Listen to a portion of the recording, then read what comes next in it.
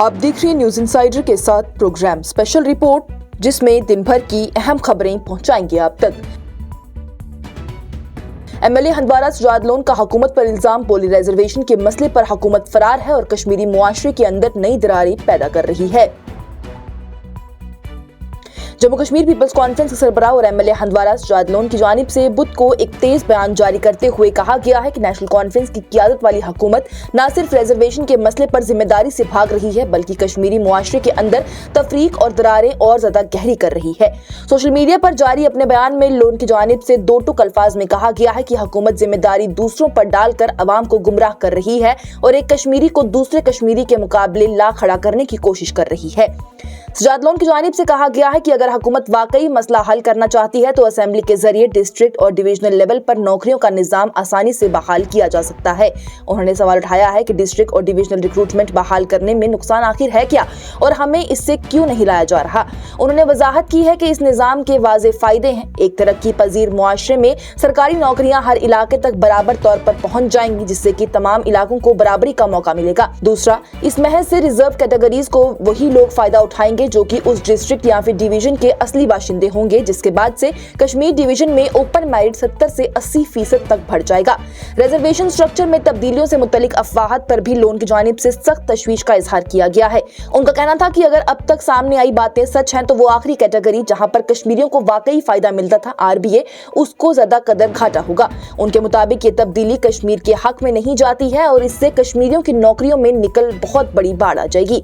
Sajjad loan की जानिब से हुकूमत पर इल्जाम लगाया गया है कि वो पिछला नाइंसाफी का निजाम बस एक नए रूप में दोबारा ला रही हैं। उन्होंने ये भी कहा है कि पहले एक कश्मीरी नुकसान उठाता था, अब आपने सिर्फ उसका नाम बदल दिया है। लोन के मुताबिक मसला असल में जम्मू और कश्मीर के दरमियान मौजूदा असली निसाबती नाबराबरी का है, जहां पर वजन हमेशा ही जम्मू के हक में झुकता रहा है। उन्होंने दावा किया है कि अगर ये नया निजाम आता है तो फिर 80% रिजर्वेशन जम्मू को ही चली जाएगी। अवाम को मुखातिब करते हुए लोन की जानिब से कहा गया है कि खुद कलम और कागज उठाएं और हिसाब लगाकर देख लें। सारी मालूमात हुकूमत ने मेरे सवाल के जवाब में दे रखी है।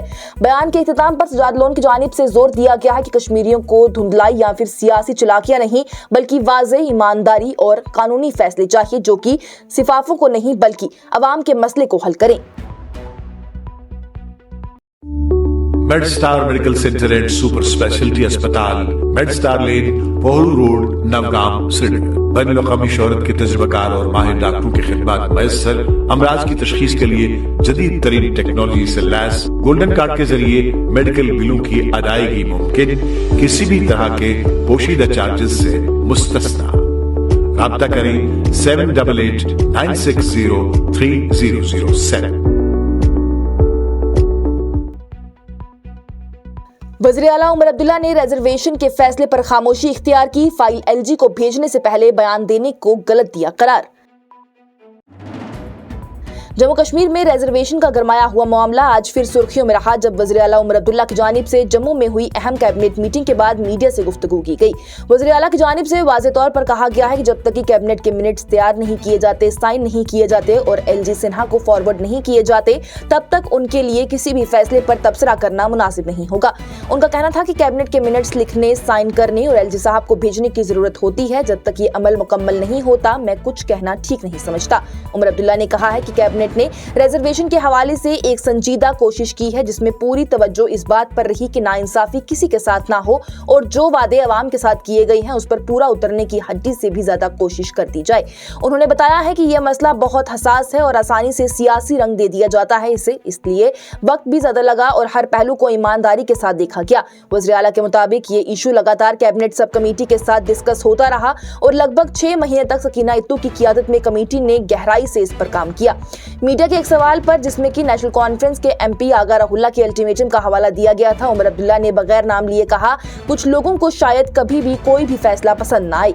उनका कहना था कि यह फैसला किसी एक आदमी को खुश करने के लिए नहीं है, बल्कि ये जम्मू कश्मीर की आवाम के लिए लिया गया है और उनकी ही बेहतरी को मद्देनजर रख कर लिया गया है। साथ ही उन्होंने ये भी कहा कि जो लोग कल तक ताने दे रहे थे कि सरकार ने रिजर्वेशन पर कुछ नहीं किया, आज वही लोग एहतजाज की धमकियां दे रहे हैं और इसी वजह से इस मुद्दे को संजीदगी के साथ हैंडल करना जरूरी जरूरी था। उमर अब्दुल्ला ने ये बात दोहराई है कि कैबिनेट अपना काम कर चुकी है और अब फैसले का इख्तियार लेफ्टिनेंट गवर्नर के पास है। उन्होंने कहा कैबिनेट ने अपनी कोशिश पूरी कर दी, अब फाइल एलजी साहब के पास दी जाएगी। जब तक कि ये अमल मुकम्मल नहीं होता मैं ज्यादा तबसरा नहीं करूंगा। वज़ीर आला की जानिब से साफ अल्फाज में कहा गया। उनका ये भी कहना था कि कैबिनेट इससे ज्यादा जेल में नहीं जा सकती थी। हर इशू को देखा गया है, तीसरी या फिर चौथी दफा कैबिनेट में यह मसला उठाया गया है, लेकिन कमेटी और कैबिनेट दोनों ने ही अपनी तरफ से पूरी मेहनत की है। कैबिनेट मीटिंग की मिनट्स साइन करने और उन्हें ऑनरेबल एलजी साहब के पास भेजने से पहले मैं उन पे यहाँ तबसरा करूं, गलत होगा। मैं सिर्फ इतना ही कहूंगा कि कोशिश की गई है, जिस तरह हमने लोगों के साथ वादा किया है कि हम इसको थोड़ा सा रैशनलाइज करें। कोशिश ये भी की गई है कि कहीं पे किसी के साथ नाइंसाफी ना हो। सरहदी इलाकों में नेटवर्क की संगीन कमी पर मेंबर पार्लियामेंट इंजीनियर रशीद का सख्त एहतजाज। पार्लियामेंट में बोले 4G और 5G तो दूर की बात है, बेसिक कनेक्टिविटी भी वहां मौजूद नहीं। Member parliament Baramulla engineer Rashid की जानिब से बुध को ही पार्लियामेंट के सर्दियों के इजलास का सवाल जवाब के दौरान ही शुमाली कश्मीर के सरहदी इलाकों में मोबाइल नेटवर्क की सख्त कमी का मसला जोर शोर से उठाया गया। उन्होंने कहा कि करना, माचिल, गुरेज और उड़ी जैसे अहम सरहदी इलाकों में 4G या 5G तो दूर की बात है, बेसिक मोबाइल टावर्स भी वहां मौजूद नहीं, जिसकी वजह से लोग बिल्कुल बेराब्ता हैं। इंजीनियर रशीद की जानिब से गुजरपट्टी गाँव का खास जिक्र करते हुए कहा गया है कि मैंने जेल से टीवी पर देखा कि वहां के लोग 5 दिन से LG और CM से सिर्फ यही दरख्वास्त कर रहे हैं कि उन्हें मोबाइल फोन से बात करने की सहूलियत दी जाए। उन्होंने वजीर से फौरी एक्शन लेने की अपील की है। आखिर कुपवाड़ा और बारामूला के सरहदी इलाके क्यों परेशान है, ये सवाल उनकी जानिब से उठाया गया और पूछा गया कि आखिर इन इलाकों का क्या कसूर है। इंजीनियर रशीद की जानिब से यह भी कहा गया है कि मिनिस्ट्री दावा करती है कि उसने तमाम MPs को खत भेजे हैं, लेकिन उन्हें कोई खत नहीं मिला। उन्होंने कहा मैं तिहाड़ जेल से एक मुंतखब MP हूं, लेकिन मुझे ऐसा कोई खत दरियाफ्त नहीं हुआ है। हमें भी अपना दुख सुनाने का हक है, उन्होंने जोर देकर कहा। वहाँ पर 5G 4G तो दूर की बात, अभी मोबाइल टावर्स की भी ज़रूरत है। मतलब नेटवर्क में मतलब फ़ोन कनेक्टिविटी भी नहीं है। गुजरपति अभी गाँव में TV चैनल पर जेल में देखा हूँ कि वहाँ पर लोग 5 दिन से LG साहब से गुजारिश कर रहे हैं, CM साहब से गुजारिश कर रहे हैं कि हमें फ़ोन तो कम से कम फ़ोन की फैसिलिटी मिले। मैं यही रिक्वेस्ट करूँगा इनसे कि क्या ये मेहरबानी करके अपने जो इनके मतलब इनका विभाग जो है, इनका डिपार्टमेंट जो है, उन्हें कहेंगे कि जो बॉर्डर एरियाज़ हैं why should they suffer, specially in Kupwara and Baramulla district. और जो अभी उन्होंने कहा कि हमने सारे MPs को लिखा है, मैं तो तिहाड़ जेल का MP हूँ, मुझे तो कोई लेटर उनका मिला नहीं, हम भी अपना दर्द बता दें। Thank you sir. Vaishno Devi medical college के हवाले से बवाल अभी भी जारी। बीजेपी की JP नड्डा से मुलाकात के बाद वज़ीर आला उमर अब्दुल्ला का तनकीदी बयान। बोले ग्रांट एड वापस करके जमीन का पैसा अदा करके वहां पर रिजर्वेशन दे दी जाए। जम्मू कश्मीर के वज़ीर आला उमर अब्दुल्ला की जानिब से बुध के रोज एक अहम बयान देते हुए कहा गया है कि अगर वाकई लोग Shri Mata Vaishno Devi institute of medical excellence Katra में रिजर्व सीट्स चाहते हैं तो उन्हें इस कॉलेज को माइनॉरिटीज इंस्टीट्यूशन बना देना चाहिए, उस पर गौर करना चाहिए और साथ ही साथ हुकूमत से मिलने वाली तमाम फाइनेंशियल ग्रांट एड से भी हाथ उठा लेना चाहिए। यह बयान उस वक्त सामने आया है जब बीजेपी के चंद MPs की जानिब से JP नड्डा से मिलने की बात हुई और इस मसले को वहां पर उठाया गया। उनकी जानिब से जब CM से पूछा गया है कि बीजेपी के लोग कॉलेज की जमीन पर एक गुरुकुल बनाना चाहते हैं तो उमर अब्दुल्ला ने साफ कहा कि उन्हें कोई रोक नहीं सकता, उन्हें कोई रोक है ही नहीं। उन्होंने ये भी कहा कि आप हर दफा यही सवाल क्यों पूछते हो, किसने रोका है आपको? अगर आप मजहब की बुनियाद पर कॉलेज चलाना चाहते हो तो ठीक है, इसे माइनॉरिटी स्टेटस दे दो। हुकूमत जो कि आपको पैसा देती है वो लेना बंद कर दो, हमें वो पैसा कहीं और हम इस्तेमाल कर सकते हैं। जमीन की कीमत अदा करो और फिर माइनॉरिटी इंस्टीट्यूट बना लो, हमें कोई एतराज नहीं। वज़ीर आला की जानिब से यह भी वाज़ेह किया गया है कि कॉलेज में दाखिले नीट के जरिए होते हैं और नीट पूरी तरह से मेरिट पर मबनी होता है। उन्होंने कहा है कि अगर आपके बच्चों का नाम मेरिट लिस्ट में नहीं आया तो दूसरों को कैसे दोष दिया जा सकता है। SIR पर भी बयान देते हुए उमर अब्दुल्ला ने चल रही SIR एक्सरसाइज पर भी अपनी राय दी और इलेक्शन कमीशन से दरख्वास्त की है कि तमाम सियासी जमातों को बुलाकर इस प्रोसेस की वजाहत की जाए। उनका कहना था कि अगर कुछ सियासी जमातों को SIR पर एतराज है तो इलेक्शन कमीशन को चाहिए कि सबको बुलाकर बताएं कि SIR असल में आखिर है क्या। उन्होंने कहा कि मेरा ये मानना है कि ईवीएम से वोट चोरी नहीं होते, लेकिन इलेक्शन को मैनिपुलेट किया जा सकता है, जैसे कि यहाँ पर डिलिमिटेशन में किया गया था, जहां जम्मू में 6 सीटें बढ़ाकर किसी एक पार्टी को फायदा पहुंचाया गया।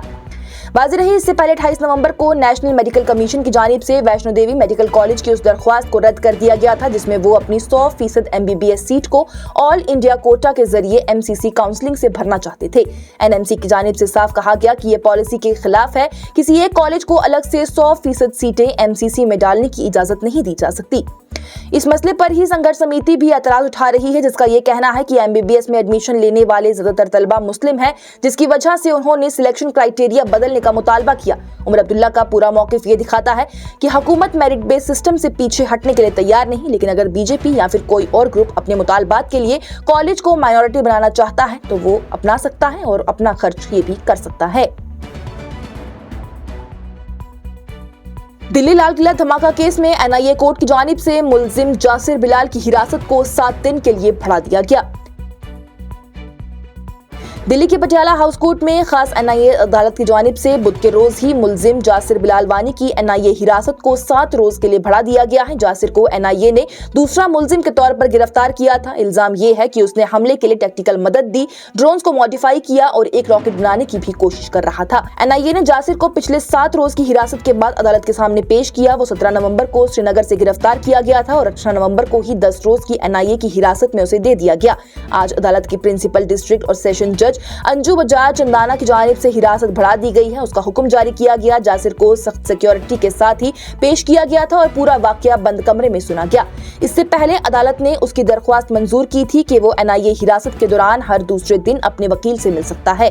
NIA का ये कहना है कि जासिर ने ड्रोन्स मॉडिफाई करके दहशतगर्दी के हमलों के लिए मदद की है और रॉकेट तैयार करने की भी कोशिश की। वो उमरुन नबी के साथ मिलकर साजिश में हिस्सा ले रहा था।